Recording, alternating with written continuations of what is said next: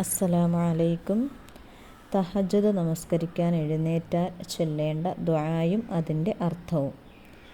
ലാ ഇലാഹ ഇല്ലാ അന്ത സുബ്ഹാനക അല്ലാഹുമ്മ അസ്തഗ്ഫിറുക ലിദംബി വ അസ്അലുക റഹ്മതക അല്ലാഹുമ്മ സിദ്നി ഇൽമാ വലാ തുസിഗ് ഖൽബി ബഅദ ഇദ് ഹദൈതനി വഹബ് ലി മിൻ ലദുൻക റഹ്മ ഇന്നക അന്തൽ വഹാബ്. അർത്ഥം: നീ ഒഴികെ ഒരു ഇലാഹില്ല. നിന്റെ പരിശുദ്ധതയെ ഞാൻ വാഴ്ത്തുന്നു. രക്ഷിതാവേ, എൻ്റെ പാപങ്ങൾ നീ പുറത്തു തരണമേ. നിന്റെ റഹ്മത്ത് ഞാൻ നിന്നോട് ചോദിക്കുകയും ചെയ്യുന്നു.